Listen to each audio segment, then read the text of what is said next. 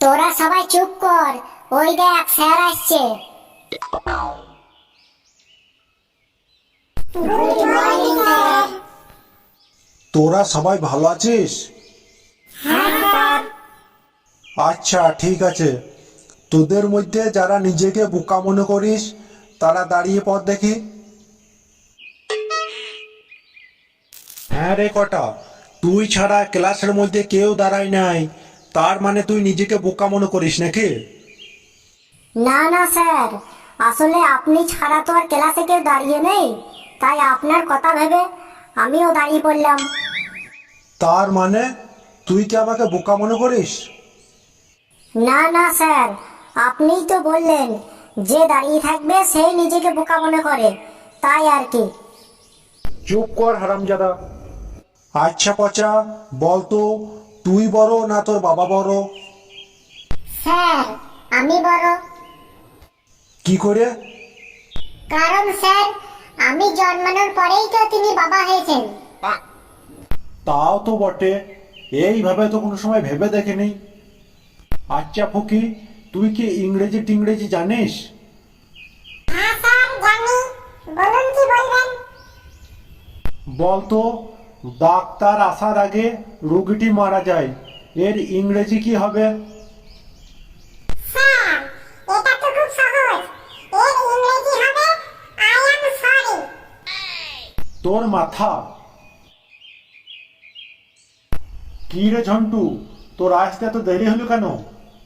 Sir বাড়িতে মা বাবা ঝগড়া করছিল। মা বাবা ঝগড়া করছিল, তার সঙ্গে তোর দেরিতে আসার সম্পর্ক কি? না স্যার, আসলে আপনি বুঝতে পারছেন না, আমার একটা জুতো মায়ের হাতে আর একটা জুতো আমার বাবার হাতে ছিল। এবার আপনিই বলুন, খালি পায়ে কি করে স্কুলে আসি? চুপ কর সবাই। আর ঝন্টু, তুই ওইখানে কান ধরে দাঁড়িয়ে থাক।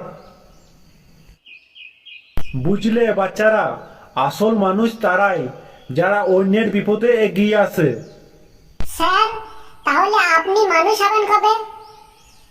মানে তুই কি বলতে চাস? কই, তাহলে আপনি তো আমাদের পরীক্ষার হলে এগিয়ে আসেন না। হারামজাদা, পরীক্ষার হলে কেউ এগিয়ে আসে? আচ্ছা ফকি, বলতো শিক্ষকের স্থান কোথায়? কেন স্যার, আমার পেছনে। কি বলছিস তুই? শিক্ষকদের কি করে সম্মান করতে হয় তুই জানিস না? কেন স্যার, আমার মা যে বলে যে তোর পেছনে এত শিক্ষক লাগাইলাম, তাও তুই মানুষ হতে পারলি না। চুপ কর ছাগল, স্যারের সাথে কি করে ব্যবহার করতে হয় সেইটাই জানে না। হা রে কালু, তুই মুখটা বাংলা পাঁচের মতো করে বসে আছিস কেন? স্যার আমার খুব মূল লেগেছে, আমি মুছতে যাব। ছি ছি, এই তোর মুখের ভাষা? কেন তোর মুখ দিয়ে প্রস্রাব বের হয় না? কেন স্যার, আপনার মুখ দিয়ে কি প্রস্রাব বের হয় নাকি? হ্যাঁ? ছি ছি, ওয়া ওয়া, থু থু। তোরা আর কখনো মানুষ হইতে পারবি না, তোরা সারা জীবন ওই ছাগলেই থেকে যাবি। পচা, তোকে কিছু প্রশ্ন করব, তুই শুধু ইয়েস আর নো বলবি। কেন স্যার, ইয়েস আর নো বললেই কি সব সমস্যার সমাধান হয়ে যায় নাকি? কেন, কি বলতে চাস তুই? আমি আপনাকে একটা প্রশ্ন করছি, আপনি শুধু ইয়েস আর নো বলুন। ঠিক আছে, প্রশ্ন কর তাহলে। আমি পারি না এমন কোনো প্রশ্ন আছে এই পৃথিবীতে?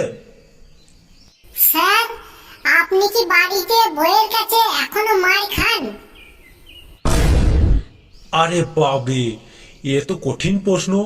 এই প্রশ্নের উত্তর আমি কি করে দেব? ইয়েস বললে ভাববে আমি এখনো মার খাই, আর নো বললে ভাববে যে আমি এর আগে এখন অনেক মার খেয়েছি। ওরে বাবরে বাবরে, কি ছেলে বটে। বেশ বেশ, ওইসব কথা ছাড়। আমি তোদেরকে একটা রচনা লিখে আনতে বলেছিলাম, তোরা কি লিখে এনেছিস? হ্যাঁ স্যার, আমি লিখে এনেছি লুঙ্গি রচনা।